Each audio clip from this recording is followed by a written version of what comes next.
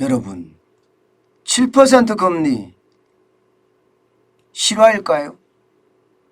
일금융권에서 말입니다. 그런데 여러분 실화가 될 가능성이 굉장히 높아졌고요. 연말이 가기 전에 7%가 아니라 8%까지도 올라갈 수 있다 하는 그런 전망이 나오고 있습니다. 실질적으로 이자 폭탄이죠. 예, 이자 폭탄 공포가 아니라 이자 폭탄이 터지게 되는 겁니다. 여러분 이거 한번 보세요. 이거를 보면 여러분도 많이 느끼실 거예요.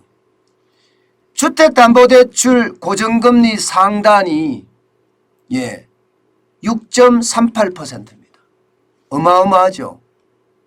6.38%면 여러분 이 금리가 결코 낮지 않습니다. 이만큼 올라갔을 때가 말입니다. 지금으로부터 13년 전으로까지 돌아가야 될 정도예요. 13년 전으로. 그만큼 말입니다. 주택담보대출의 고정금리가 그것도 상당히 많이 올라간다는 뜻이에요. 어디 그뿐입니까? 주택담보대출 변동금리도 엄청 올라가죠. 5.34%까지 올라가고 있잖아요. 신용대출 금리도 5.18%까지 올라가고요. 하단도 많이 올라가고 있습니다. 하단도 주택담보대출 고정금리가 여러분 3.6%에서 3.9%로 올라갔고요. 신용대출 금리도 3.5%에서 3.53%로 올라갔습니다. 주택담보대출 변동금리도 3.71%에서 3.42%로 약간 떨어졌습니다. 그렇지만 최고금리는 5.34%까지 지금 올라간 실정이잖아요. 그런데 이것은요 여러분 지금 이거는요 기준금리가 인상된 분을 반영하지 않았습니다. 여러분도 알다시피 4월 14일 날 대한민국의 기준금리는 올렸습니다. 0.25%에서 0.5%로 올렸습니다. 그런데 이 0.25%가 반영이 안 됐는데도 6.38%면요. 아마 이 반영만 되면 적어도 말입니다.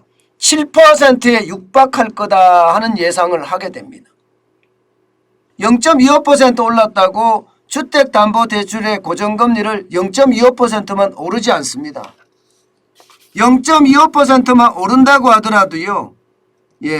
지금 6.63%네요. 0.63%. 6.63%. 여기에다가 가상금리가 또 붙어야 될 거 아니에요. 가상금리.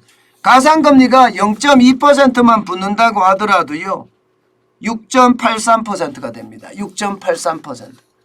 6.83%면 7% 금리 실화 맞습니다. 맞습니다. 게다가 말입니다.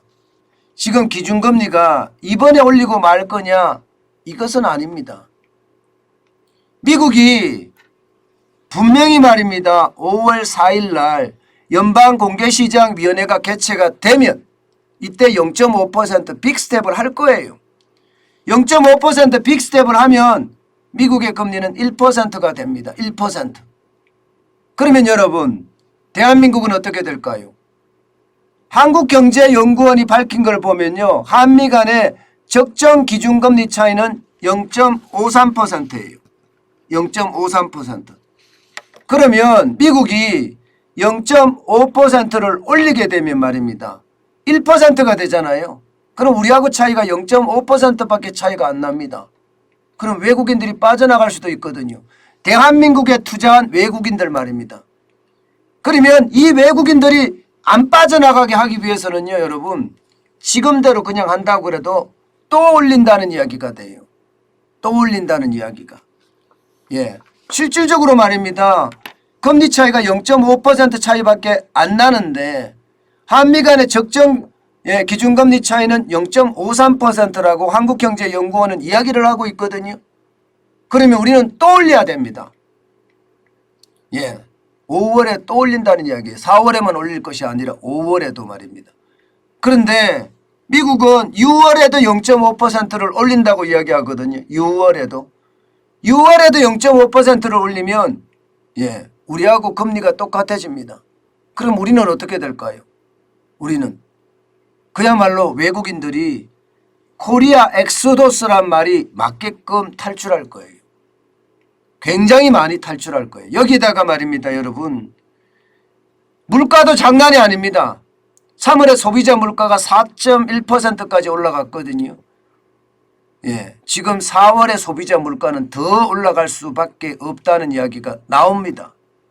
그러면 물가를 또 잡아야 됩니다. 물가를 잡으려고 해도 지금 금리는 올릴 수밖에 없어요. 그러면 지금 수순대로 가면 연말까지 말입니다. 미국이 2.36%까지 올린다고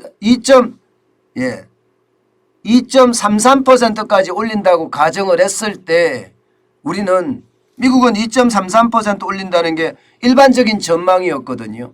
그러면 우리는 2.86%까지 올려야 됩니다. 이것도 한국경제연구원이 실제로 발표를 한 내용이에요.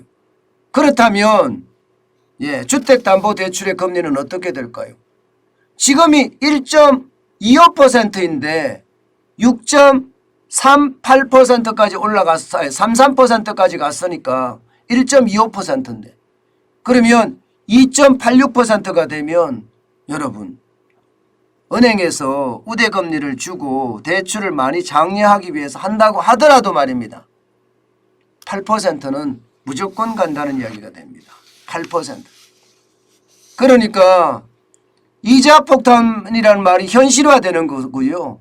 7% 금리가 실화냐가 아니라 8% 금리가 실화냐 이렇게 이야기할 수밖에 없는 그런 최악의 상황으로 몰립니다. 그만큼 말입니다. 이자에 대한 부담 그만큼 또 커질 거예요. 여러분 자영업자들 입장에서는요. 가계대출이나 사업자 대출이 909조가 넘었습니다. 그러면 금리가 1%포인트만 오르면요. 이자 부담이 6조 4천억 원이나 늘어납니다. 6조 4천억 원. 어마어마하게 늘어나죠. 자영업자들은 어떻게 될까요? 충격에 또 한 번의 충격을 받을 수밖에 없는 최악의 상황으로 몰리지 않을까. 그런 예측이 가능하게 됩니다. 저는 이자 폭탄이 지금은요 여러분 뭐 0.25% 올랐는데 뭐가 걱정이야 이렇게 이야기할 수 있지만 말입니다. 막상 금리가 0.25% 0.25% 이렇게 가랑비에 옷 젖듯이 금리가 자꾸 올라가잖아요. 그러면 결국 옷이 다 젖는 것처럼 금리에 대한 부담도 굉장히 커지지 않을까 저는 그렇게 예상합니다. 그만큼 말입니다. 이자는 무섭다.